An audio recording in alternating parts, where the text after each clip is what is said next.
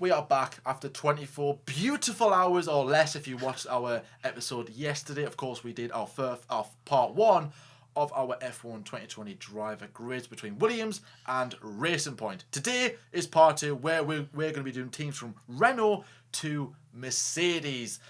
Let's kick things off with, of course, the Enstone base team, which is, of course, Renault. I'm going to give them... I've been a bit up and down. Well, I would say very, very consistent with my grades. This is where it gets a bit different throughout the majority of the teams in part two. I'm going to give them a D+. Daniel Ricciardo is going to get a C. And Esteban Ocon is going to get an E. E for Ocon, let's just put it that way, alright? C, Ricciardo for cool, if we can go there. Or another word if you don't like Ricciardo, which I'm not going to say on this show. Anyways, moving on. Daniel Ricciardo. Well, actually, let's start with Renault. Now, Renault have made strides, improvements this season. It's been quite good. Last season was not a good season whatsoever. You know, they had Hulkenberg and Ricciardo, Hülkenberg, if you want to go that way. And that was supposed to be the season where Renault kicked on from a brilliant 2018 campaign, battling for podiums. They signed Daniel Ricciardo. They had Hulkenberg as well, who is a good driver, no slouch. But it was a slouch of a season for Renault. One or two races they could have had a podium. Of course, Germany was very, very close. Hulkenberg, what if? What if? Could he still be here today if he got that podium? I don't know. Probably not, but never mind. But no, in this season, even though they're not exactly challenging for podiums, they've certainly looking like that a lot better to what they were last season. I'm more confident in them getting a podium this season to what it was last season. Tuscany as well. Daniel Ricciardo was in P2 at one stage. He obviously beat Bottas at the start, which was incredible at the restart. But then P3 and then ultimately P4 when he got overtook by Alexander Albon. That tattoo will still have to wait for Cyril Abiteboul. There's a little bet going on between team principal Cyril Abiteboul and Australian Daniel Ricciardo. If Ricciardo gets on the podium this season, then Cyril Abiteboul, the boss of Renault, has got to get a tattoo of Ricciardo's choice, and Cyril Abiteboul can choose whereabouts on the body it is going to be going. So we'll have to wait and see on that. Ricciardo has done well. He's a good driver, of course he is. Best result, P4. P7 in the standings on 53 points. Esteban Ocon, P12, 30 points. I'm not going to lie. I expected a little bit more from Ocon. He's been very quiet. I don't know if that's because nobody's hyping him up anymore. When it was at Force India / Racing Point, as they were called back then in 2018, it was rated as being the next world champion as such. He was even tipped to be Bottas' replacement for 2019, which was a bit, okay, let's just calm down. Let's just take a few steps back. Now, by no stretch of the imagination, is Ocon a bad driver? No way in the world is he a bad driver. I expected more. I mean, is E a bit harsh? Should I go for a D? Should I change it to a D? I feel like E's a bit harsh. He's still quite away from his teammate though, isn't he? Yeah, 23 points. Yeah. I'll tell you what. I'll be generous. I'll change it to a D. I think E's a bit too harsh, but still though, yeah. But still though, like for me, Ocon. I know being up against Ricciardo is not going to be easy. He's a good driver, is Ricciardo. And Ocon, he still has potential. But maybe Renault, maybe it's like he's been away from Formula 1 for a year. That's a long time to be away. He's still getting used to being back into the swing of things. It is a busy season. It's a hectic season. And of course it's a very long start to the season. His last race was November 2018. His next race was July 2020. So that's a long, long time of being away from Formula 1. And he, of course, he's only been there for 2 seasons before, 2.5 seasons before that. So certainly Ocon, there is potential to improve, certainly. However, in qualifying, it's 8-1 to Ricciardo and it's 7-2 to Ricciardo in the races. So yeah, a lot of work to do for Ocon to close that gap to Daniel Ricciardo. He needs to show Renault that he is the guy to take the team forward when they change to Alpine next season. But no, Renault for me are making strides. Will they get onto the podium? Yes. Not on pace. Maybe off a crazy race, wet race, or another carnage race like we've seen in Mugello. But we'll have to wait and see on that front. Lyle, Renault, what's your verdict this season? What's your grades for the drivers? And yeah, do you agree with anything I said about Renault and Ocon and Ricciardo? Yeah, I mean, I don't think you were too harsh with Ocon for sure. Yeah. Yes, he is. He's back at Renault. He's taken over to be the leader of the team. But when Fernando Alonso comes next year, it is going to be a massive fight between who is the number one driver. Is it going to be returning to Renault Alonso, who has been out of the sport for a few years, or is it going to be who they've groomed, even this year, alongside Ricciardo to be the leader? Obviously, we'll have to wait and see what happens next year. Ricciardo, yes, tantalisingly close to his first podium. Also, as well, let us know what you think the tattoo will be and where will it be as well. I have a feeling, Jordan, it'll be... I don't know why, but I think you'll have Lucy Goosey written somewhere on Cyril Abiteboul's body. That's quite a cool tattoo as well. Let me know what you think. I hope for his sake it's not tripping Major Nutsack on someone that's very close to his actual nutsack, but you don't know. You really don't know. Anyways, yeah. Do you think, just before you start, do you think it'll be bad if you put lick the stamp and send it? Oh no! Depends. No, if I went too far. Sorry. If I went too far. Sorry. You might have done. Or, sorry. That rear wing is making me very husky. I really like that one. Oh, pizza. But I guess that one doesn't really fly. Yeah. Anyways, go normal now. So yeah, Ocon. I think we're not being harsh with him. He needs to get the results. It doesn't seem like he wants it as much as Ricciardo, and it doesn't seem like he's as fiery as we all thought he was going to be. So for Esteban Ocon, my grade is going to be. I was seesawing between D and an E, but because Jordan was nice enough to give him a D, I'm going to give him a D as well. For Renault, the team showing some good promise also in the championship. They are holding strong, of course, ahead of Ferrari and still within range, 9 points behind Racing Point. So it's still looking good for them to get in the top half of the season, and some good, strong results really from Ricciardo, and I do believe that they will get on the podium at some point in the rest of the season. So for the team, I'm going to give them a C plus, and for Ricciardo, I'm going to give him a C plus as well. I know I'm kind of all over the place with these, but I'm going to give him a C plus as well. Ricciardo is really fired up. He's realistic, which is what I like about him. He hasn't gone to the team expecting wins or expecting championships. Okay, maybe, it crossed his mind a few times when he was a Red Bull racing Renault in 2018. Obviously, when they were, Renault engine, they were just a manufacturing team. They were going to the actual works team in 2019. So maybe he thought that they could deliver and wins then. But I think when he got there, as soon as he, lost his front wing in Australia and had a bad home race, I think that's when his feet were back on the ground with Renault, and he understood that, yes, he might not get race wins, but a podium is definitely his, dream for the dream. And I think that was quite, you could see that happening in Mugello, that Ricciardo's vision wasn't to win the race or anything ridiculous like that. A bit like how, for example, Verstappen saw, him winning races at Toro Rosso in his first season when he was 17. That's obviously not going to happen. He's realistic and he knows that a podium is within his, his goal. It'll be incredibly hard to get it, but it is in his goal. I think he will get it at some point, and I think when that does happen, he will go a lot higher in grades. But I'm impressed with what I'm seeing. And again, his move to McLaren next year, it's uncertain whether that's going to be a positive move, whether it could be a negative move. But again, he isn't thinking ahead for that. He is working with what he's got at Renault. But anyway, moving on to the next team, which is McLaren Renault, Jordan's team.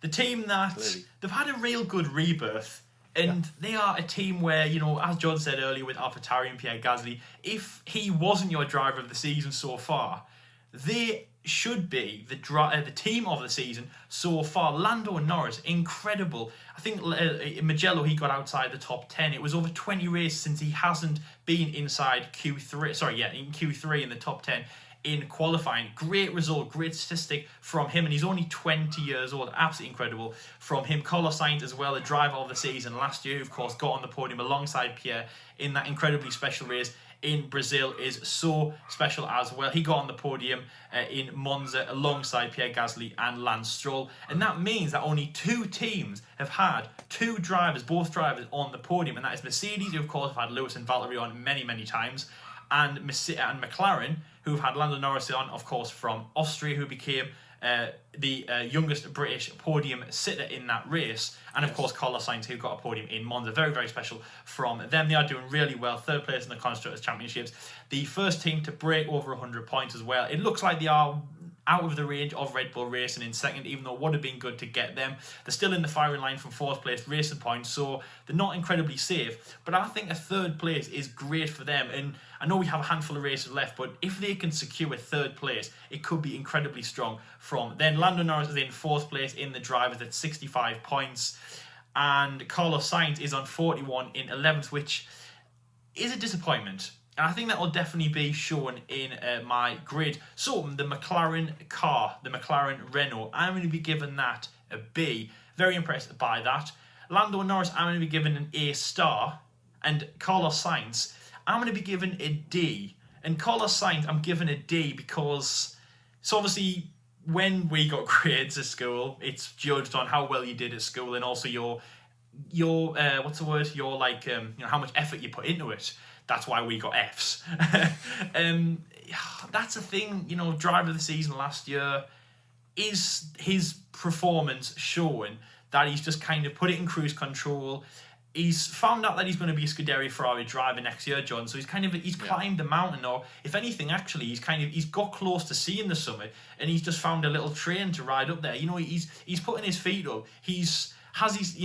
Is he just sitting back and waiting for the results to come to him, thinking, I'm in a strong team, we've got a good, we work really, really well, I've got a great teammate who, yes, he's getting the good results, but, as young, naive, meme guy, and we can't talk about Lando Norris for legal reasons anymore, so all I'll leave it as is, he's a young guy, but can I beat him? And the answer is no, because, and again, not going off that episode, we're not allowed to talk about that anymore, but Lando is getting the result.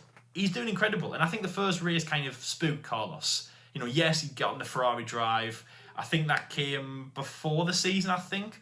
But when Lando got that podium, that's what kind of spurred him in the moment. I'm going, oh, wow, my teammate, who I thought that I could walk, has beaten us. And again, that's another reason why the response for that video, you all know what video I'm talking about, went in that direction, because the fact is, literally, just as we made that episode, or something like, quite close to when we made that episode, he got the podium, and it showed us, and we admit, it blew us out the water, and it blew Carlos and McLaren out the water, because it showed what he was made of. So yes, your team, McLaren, great start to the season. Absolutely. And I'm not a massive McLaren fan, but in my opinion, they are definitely the team of the season. AlphaTauri, it's Pierre Gasly who's really been showing up, so they're not my team. It's McLaren. They've definitely been the team of the season. Lando and Carlos, incredible job. Lando, second person of mine to get an A star. How do you see your team doing in 2020 so far? I think we're doing very well. I've been very impressed with McLaren. I was worried coming into the season, because I knew how strong the Racing Points were going to be after they released what they released. In Renault as well, they were making good noises from their camp, so it was like, well, they're going to be making gains. Has McLaren made enough gains?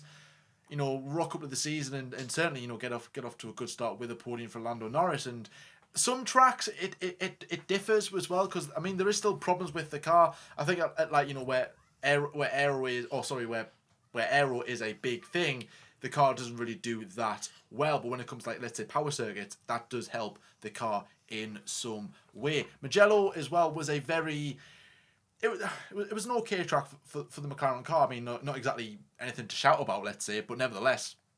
And not only that, but other tracks as well on the calendar. So some tracks, it's going to favour the McLaren car, where they're going to be let's say the fourth or even third fastest team. And the other tracks, they're going to be the sixth, seventh, maybe even eighth fastest team. I think Zach Brown said that before the season was actually starting. And for McLaren, I'm going to put them as an A. I'll put them down as an A. I think they're doing absolutely a brilliant job this season. Lando Norris, he's going into an A. And Carlos Sainz, I've put him as a B, which is, yes, of course, you look at their results in 6-3. It's 6-3 to Lando Norris in the race. However, it's 5-4 to Carlos Sainz in qualifying. Now, Carlos Sainz has been unlucky this season, hasn't he? He hasn't had the best of luck. And Lando Norris, he's made it into Q3 in every single race this season. Super consistent. He's got a podium already. So has Carlos Sainz, which is, of course, absolutely brilliant. And P2 as well, which was the best result for Carlos Sainz. P3 for Lando Norris in the first race in Austria. Last lap Lando as well made everyone smile at that, which was pretty good.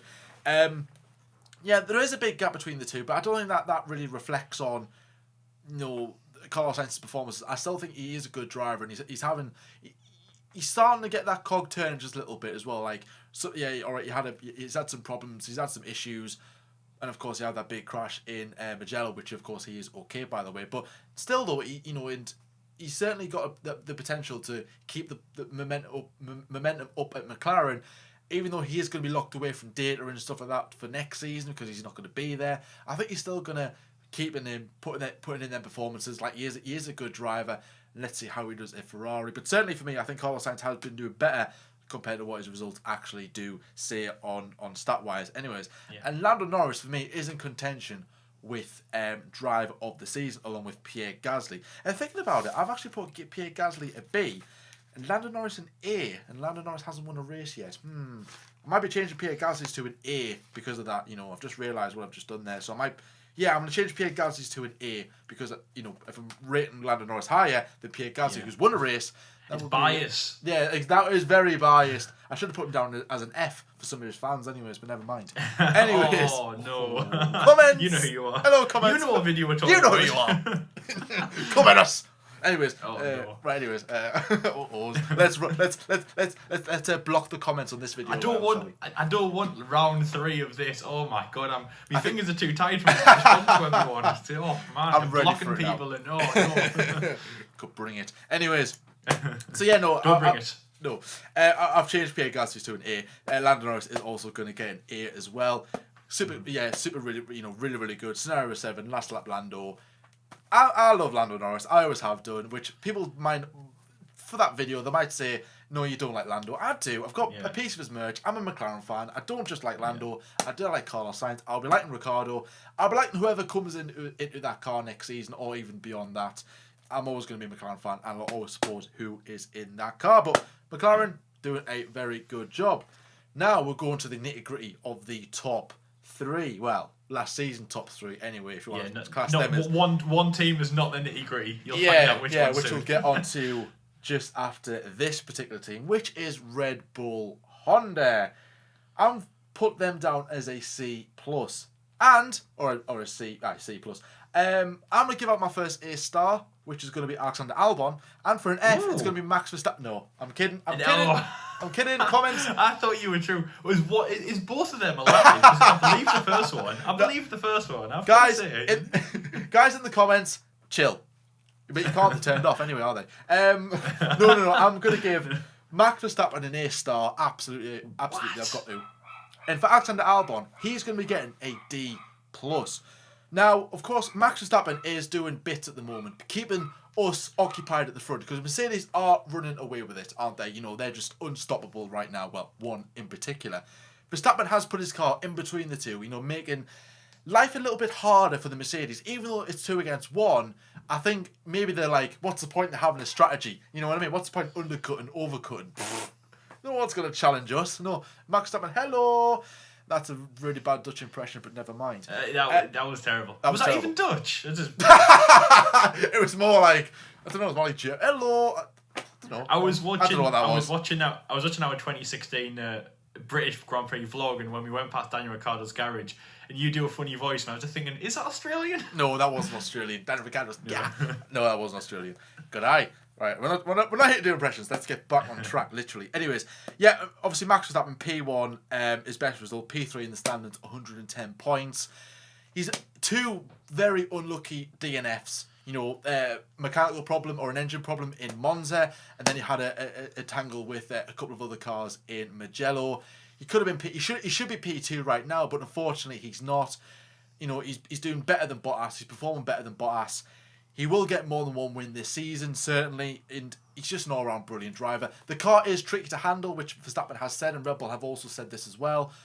But no, Verstappen is doing bits at the moment, and I'm very, very impressed. Albon, he got a podium in Mugello, which was, oh my word, that was needed. Well done, Alex. But certainly it is improvement needed still, despite having that 1 podium. P5 in the standings, 63 points. He's still a mile away from his teammate. He's behind Lando Norris in the standings, which I think Alex should be ahead of Lando. I know it's very close in the midfield, and McLaren are doing bits, but Albon does at least need to be in P4 at the very least. of course, with Ferrari not doing as well. Qualifying, it's 9-0 to Max Verstappen. In the race, it's 6-2 to Max Verstappen. Now, that is because Max has DNF'd in the past 2 races. I'd imagine it would have been 9-0 as well. But never mind. But no, Albon, a lot of talk over his future, which isn't going to be helping things over on his side of the camp. But certainly, hopefully, this result has boosted morale in the Albon camp. And are we gonna see a good surge of results? I really don't know. Albon, he needs to grasp this opportunity and go, all right, I tell you what, bang, let's go. Let's make a meal of this and let's get a good consistent run. Let's get some more podiums on the board, which he does need to do. Like I said, P4 is the minimum. Lyle, they're your team. Alexander Albon, Max Verstappen. What are you going to be grading them for this season so far anyway? Yes, Red Bull Racing, the team that are really there to challenge the Mercedes. And I think we have had a good first half of the season. My grades are, so I'm going to start with Max Verstappen and I'm going to give him a B. Not as high as yours, Jordan, but definitely very strong this year. Of course, the win that he had at the second race at Silverstone, the 70th anniversary Grand Prix, very, very strong from him. Quite consistent as well. The car was quite good, apart from, of course, the last 2 races we had in Italy, Monza. Very unfortunate what happened. And even though he retired in Mugello, he, remember, had that problem on the start-finish straight almost, 3 seconds into the race. So in that way, I mean, yes, of course, the retirement was it was unfortunate, it was annoying, and if that had just happened on Verstappen's sheer will, I think the grade would be 1 lower, and I'd be thinking, oh my God, here we go again, because, Max does have a little bit of a sour history when it comes to crashing and things like that, but it wasn't really. He wouldn't have crashed if he was, third place or even second place. What he was contending, he was, he fell back because of the car, but still good, still very strong this season. The way that I would promote it for him, the way that I would get higher up is, he is getting the most out of the car for him, I would say. Work more, try and get the best that he can, try and be as more consistent as he can, try and bring the fight more to the Mercedes drivers. But there's not much really I think Max can do to alter what he can do. I think he is very consistent, he's a very strong driver, he's very good, he's very clean. He just needs more pace to challenge the Mercedes. But remember, all of this won't help it. I think the Mercedes do have to fall off pace, but we'll talk about them when we get to Mercedes. So it's B for for Max Verstappen, not Alex Albon. But B for Max Verstappen, pretty good, as I say, breaking into the A, but it really is the performance of the car is just not helping him. It's a bit like, he's a good student, but he doesn't do his homework, or he doesn't do as much research. He can do all he can at school, he just needs to do more behind the scenes, on the resource that he has, and that's Red Bull. They're not giving him. The car I'm going to give also a B. Red Bull is still a very strong car, a very strong team. Again, their only flaw is the way that the direction of the team. Is it looking at Verstappen? Are they ignoring Albon? And again, are they as skilled enough? Do they have the best parts? Do they have the most power to contend against Mercedes? The tracks that we're going to in the second half of the season are very power hungry. Are we looking at the best 2020 for Red Bull in part 1, or is the best yet to come for them in the future? And for Alex Albon, I'm going to give also a B, but I'm going to give this B on his determination and his effort. Now again, I know that sounds really weird, and I am putting Alex and Max in the same bin. So maybe, Max, the best student, might be complaining at saying, well, why are you putting Alex in this position and giving him kind of like a second chance? But to be honest, though, I think Alex has been shown the progression that he wants. Like I said with Pierre Gasly about all the pressure, it did get him at one point. And of course, he's managing the pressure at AlphaTauri, of course, still under much pressure and still under debate in the media whether he's going to return to Red Bull. Alex is dealing with the pressure, and I think he's dealing with that pressure well. Everyone is at his throat, especially after Monza. And I don't know how he got that third place after all of the media, not hate, but all the media talk that we saw. Get Pierre Gasly in the team, get Alex Albon out the team. I really don't know how he did it, but he has. He's always been there in races. And again, I know he doesn't have he hasn't got the results like Verstappen has. Verstappen's always on the podium. Alex is 4th, 5th, 6th, 7th.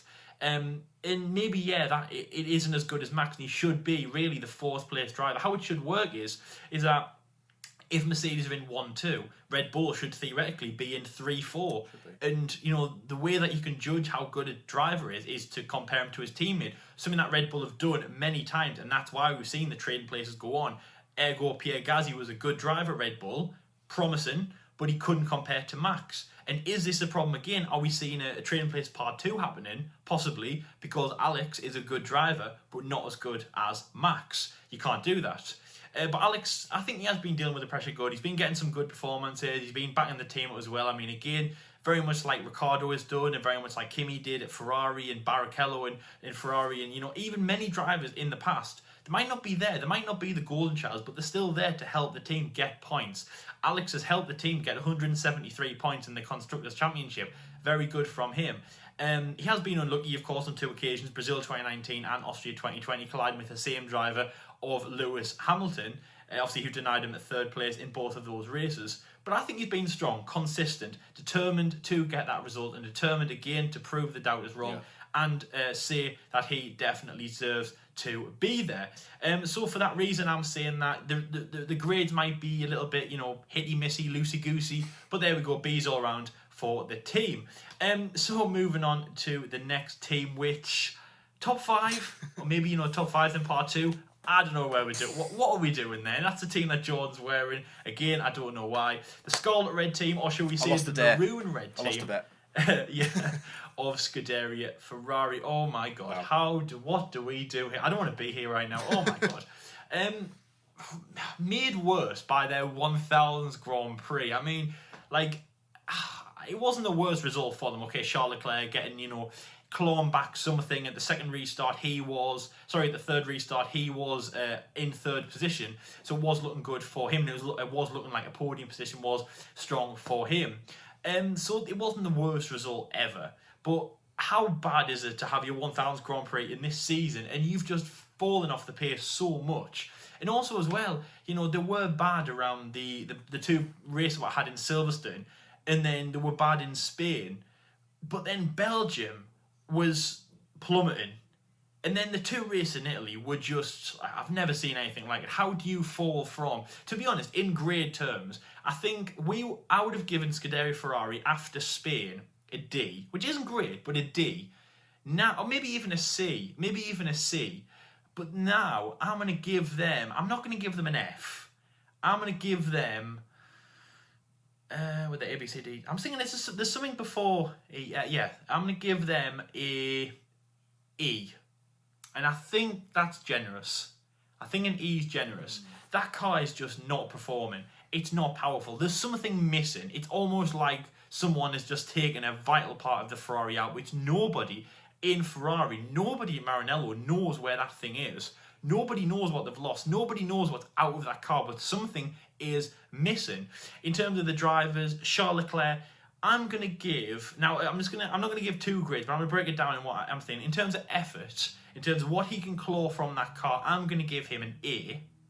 But from the performance that he's got in the championship, he's 8th position, which again is very low for him at 49 points. So an A for effort for what he's getting out of the car, but for performances, it's a D, and that's going to round off to a C. I'm going to give him a C+ overall. And again, that's very much for effort. And the results are not too bad for Charles Leclerc. He's had a few podiums before. I think the most generous that he had was at the British Grand Prix, the first one. And again, that only happened because Valtteri Bottas, of course, had that tight elimination on lap 51 on the penultimate lap of the race. But not too bad from Charles Leclerc, but this is where it gets terrible. And this is on the other side of the garage, Sebastian Vettel, who, again, after Spain, was probably on course for a D. Now is on track for an F. I'm sorry, Sebastian, but this has gone terrible for you. This season has gone terrible. And, I was your biggest fan, 4-time world champion from Red Bull Race, and I loved you, I adored you. You were amazing. I remember when you were bowing in front of your car in Delhi 2013, you were amazing. I don't know what has happened to you this season. Why is that car so bad? But why have you not been able to get the results that Charles Leclerc has been able to get out of that car? What has gone wrong with you? What is And also as well, I mean, this move to Aston Martin has really, really shocked me because I was expecting. I like Sebastian. And my view is that you need to get out on top and you need to retire as the 4-time world champion that you are. Why are you moving teams? And I know that you won't have a Ferrari car. Of course, you're going to Aston Martin, who are powered by Mercedes, kind of the opposite end of the spectrum. You're finally moving to Mercedes in that way. Yeah. He would never move to the actual silver Mercedes, but he's moving to a subsidiary Mercedes. Yeah. Why are you continuing with this career that, you're just not performing, you're not getting the results? It's heartbreaking to see as well. And I shared it on Twitter as well. Did we get out of Q1? He asked this question. He did, and he had to ask that question. And I think as soon as I heard that, I just thought, I'm sorry, Seb, it's over. I'm sorry, your career is over. But it's been an incredible season. So it's been an incredible career. I'm not saying that in a bad way. Yeah. You would never end on a bad term. But I just thought, close the book now. End it now. Don't carry on. And that's why I'm a little bit nervous about next year with Aston Martin, because I don't know what to get. I'm not worried about Scuderia Ferraris per se. I'm worried about Vettel. And I'm worried about, is the 17th position you got in qualifying in Monza making you fall out of love with Formula One? Because if it was me, I definitely would. How can you go on with Scuderia Ferrari, the team that won Michael Schumacher 5 world championships out of his 7? He won a third of those 238 wins. How can you go from watching that growing up to getting Q1 eliminations out of points races? How can you go to that? So for me, it's an F for Seb. I'm sorry about that. An E for the car. And a promising C for Charles. I'm gonna take off the plus. I'm just gonna say a C for Charles Leclerc. And that is being generous for me. So Jordan, Scuderia Ferrari, the team that you're wearing, more maroon than Adam Levine on Sunday, and their 1000th Grand Prix. It should have been a good one, shouldn't it? It was carnage, and Charles Leclerc did have a chance at one point in the race to get on the podium, which I think we were all kind of, it's our guilty pleasure. It wasn't to be. Yeah. They were getting passed. I think they got passed by the Haas. And I just thought that's it. They are done. 1,000 races, just call it there. So what is your view on Scuderia so far in 2020? Well, just underachieving. It really is that bad. It's really bad at Maranello, isn't it? And it's clear to see why. And, I'm not a big Ferrari fan by any stretch of the imagination, even though I do own a Ferrari shirt. Hey, this is free at Autosport. Don't judge me. I'm disappointed to not see Ferrari at the front, because I want to see not only a different team winning, but Ferrari winning again. Like, not just Ferrari, but Red Bull and, of course, Mercedes and McLaren as well, back at the front, battling each other, but not just one team running away with it. Ferrari should be at the front, but for whatever reason, they're not. We probably will do another debate show about Ferrari, asking what is going wrong yet again if things don't improve in the future. What is wrong? But anyways, my grade, I'm going to give... Lyle was quite lenient with his grade with E. I'm giving Ferrari an F. A plain fat bang F. Get out. Get out. Don't come back in until your grades improve, my friend. What is going on with you? Sebastian Vettel, I've got him an E, because some of it is down to maybe, let's say, Seb not being the driver he once was, but a lot of it is down to the car. So I don't want to be too harsh on Seb, but he has made a few mistakes. And Charles Leclerc is performing a lot better than Sebastian Vettel right now, which is why he's getting a B. Having two podiums in that car. How has he done that? Huh? Jesus Louise. P2 at the Austrian Grand Prix, and of course P3 at the British Grand Prix, which Lyle said earlier. I mean, that's incredible. It's 7-2 to Charles Leclerc in qualifying, and 4-3 to Sebastian Vettel in the race. It's just like, really? How? What's going on here? It's just like it's mad. I mean, like, of course, Vettel doing better in the racing and stuff, but obviously, Charles Leclerc, he's got two podiums. Like, how? Why? What's going on? I mean, people are saying that maybe that the car is more favoured towards Charles Leclerc, because Vettel, of course, is leaving the team. Luckily, he's going to Aston Martin, which, I mean, if he didn't want to be in Formula 1, he wouldn't be in Formula 1, but he said that he thought about quitting, made a bit of a U-turn, went to Aston Martin. He likes the look of the project. He likes what the results that they've been doing this season, which, of course, they call Racing Point for this season. So, he's hungry again. The fire's still burning in there. Just let's see if Vettel can reignite what he used to be back in the day. So let's go on to the final team right now. Now, there's not much to say on this team for all the right reasons, let's say, because I've got Mercedes down as an A+, an A star, whatever you want to call it. Lewis Hamilton, A star as well. Easy to say why. Valtteri Bottas, I've gone to a C. Now, let's talk about Mercedes as a whole. Brilliant team, absolutely brilliant car, unstoppable right now, going for their 7th crown. Yeah, unstoppable. Lewis Hamilton is going to be winning more races than Schumacher. He one behind him after Mugello. Is he going to beat him in Russia? Well, Mercedes have never lost in Russia since 2014. Well, since 2014. Well, since Russia was brought back onto the calendar. So, yeah, they go to a track where Bottas won his first race and Hamilton and, of course, Mercedes have never lost there. Oh, dearie me. Wow. Hamilton, yeah, he's running away with it. He's going to win the championship for a 7th time. Matching Schumacher, like I said, he's going to be beating Schumacher's win record. We are witnessing history.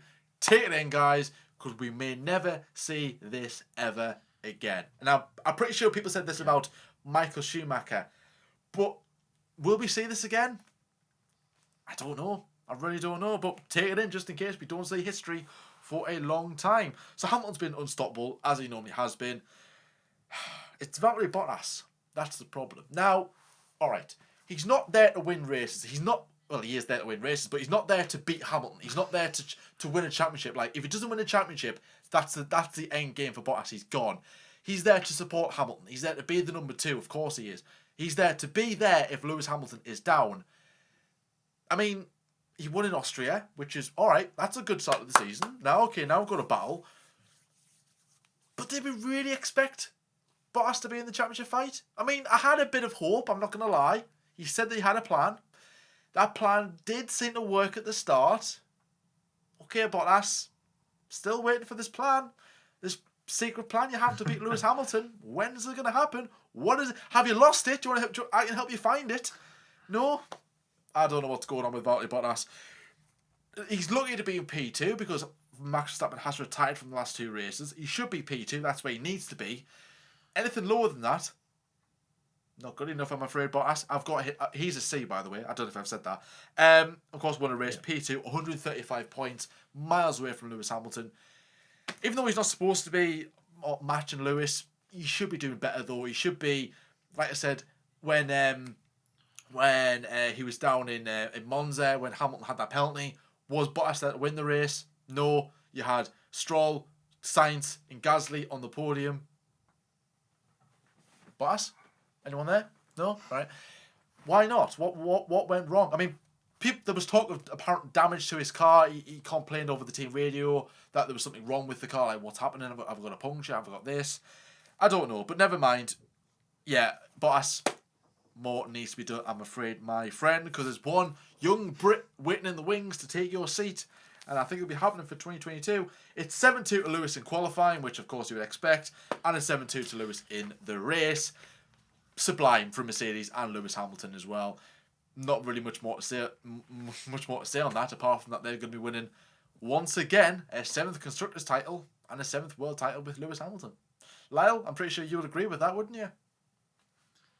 Yeah, definitely. We are seeing history for sure.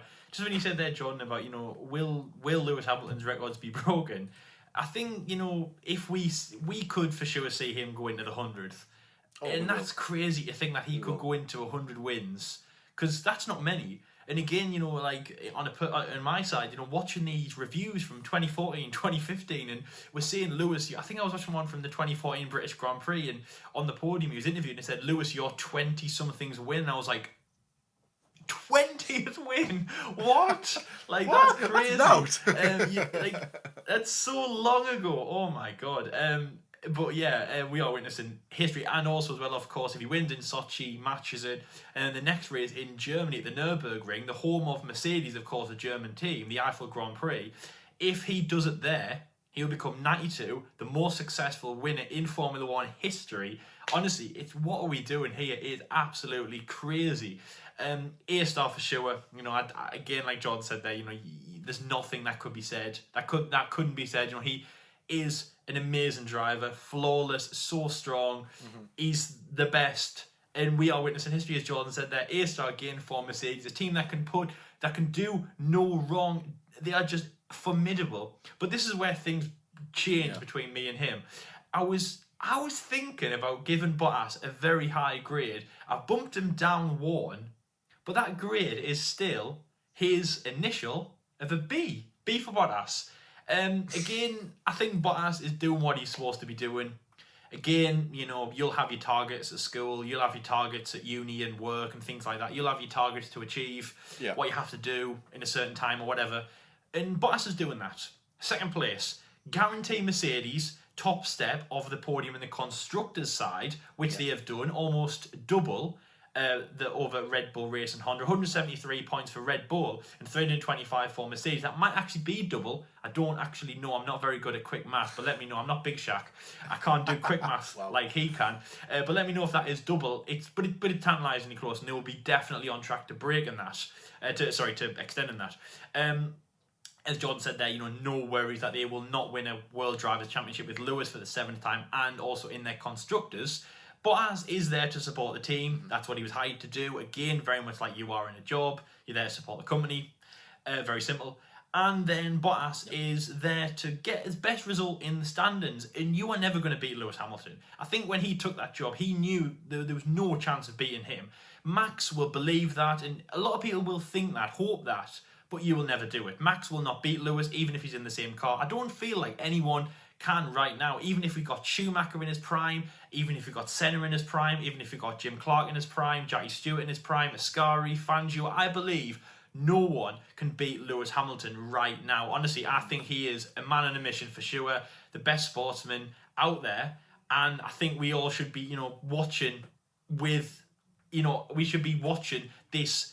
He is changing the world in Formula One. It's absolutely incredible.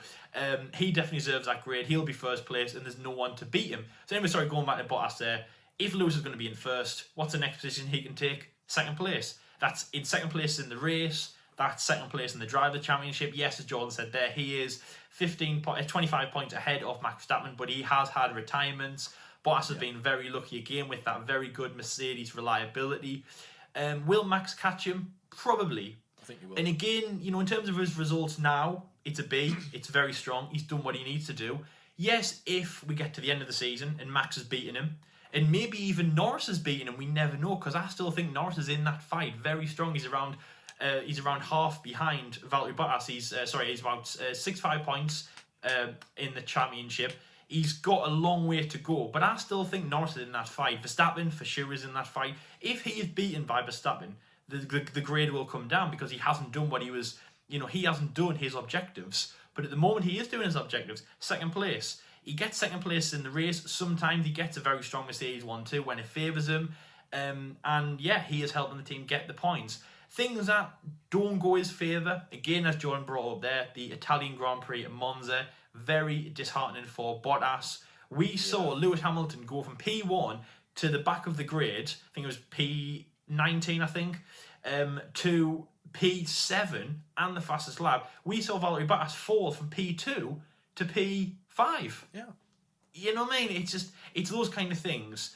Bottas is a good driver. He's strong. He hasn't got the race nous as Lewis. He hasn't got the experience as Lewis and many people on the grid, but he's very strong. He deserves to be in that Mercedes seat. I do believe he'll be there next year. I don't believe he's a pushover. I do believe he's there to fight.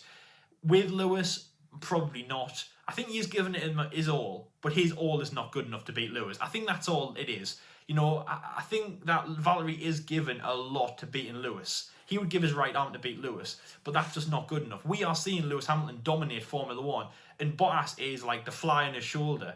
Lewis doesn't care. It's nothing to him. But in Valtteri's point, I do believe he is bringing more of a fight than a lot of people believe out there. So for me, it is a B for Bottas. Not higher, but we could possibly get there in the future. And I would say at the end of the season, if it is still second for Bottas and he might have closed the gap a little bit, extended Mercedes lead, you never know. We could be breaking down talks to an A- or a B+. But I think B for Bottas is definitely where it is. Do you want me to end the episode, or do you want to pass over? Just pass over to me and I'll end it. Okay. So there we go, Jordan. Half term is done. School is out for the summer break. Actually, no, it's not. We're done with summer breaks. We had 6 months or something like that between. No, I'll start again. We didn't have 6 months. No, we did. What? We started in June, didn't we? About 4. Yeah, we had 6 months. Yeah, 4 months. Yeah. Okay, sorry. So Jordan, there we go. That is a half-term report done. Some teams doing very well, some drivers doing very well. Some mixed grades. I really didn't expect them, and you probably weren't expecting mine. Obviously, let us know in the comment section below what you thought and what your grades are out there. But that is half-term done. Let's see what comes in part 2. But it's been a great season so far, not just from the drivers and the teams, but from us as well. Some great additions for the tracks. We've had some real stonkers out there. As I say, it's been a very unique and quirky season. Back to normal next year, that's what they're all saying. So, it's been a great first half of the season, Jordan. Wouldn't you agree? It has been, yeah. I've really enjoyed it. I mean, we've had some, some not so good races where people are saying, oh, F1's boring again. Yeah, but then we've had some absolutely thrilling races too. The past 2 races in Italy, have been very, very good. But we shouldn't complain about boring races, because a boring race is better than no racing at all. But hey, this is Formula 1 fans. This is the F1 community. We are allowed to complain, or we will complain, and we'll continue to complain till kingdom come. But anyways, guys, thank you so much for watching as always. It's been a very good episode. 2 days of F1 debate show. What more could you ask for? I mean, yeah, Christmas has come early for everyone, let's say, having 2 episodes of the debate show. Of course, Russia Grand Prix next week. Can't wait for that. F1 back on the road. Yes, it's in Russia, I know, but hey, let's enjoy it. We've got a calendar on the go. We've got an F1 race. Let's just enjoy it to the best we possibly can. Of course, we've got our usual stuff coming up as well. No agree or disagree as well on Tuesday, by the way, changing the schedule for this week. But you've got the usual suspects. F1 24/7 news, previews, race reactions, and of course the debate show as well on Saturday. So guys, if you're new around here, then please like and subscribe as well. And like Lyle said, comment below your prediction. I'll say that again. And like Lyle said before, comment your grades, your opinions about anything that was said in both parts or just this part alone. Who's your driver of the season so far? Who have you been impressed by? Who is the most underrated, overrated driver of the season so far this season? We would love to hear your thoughts. But guys, thank you so much for watching. Watch what you're doing. Stay safe as always. And until next time, we'll see you later. See you later, guys.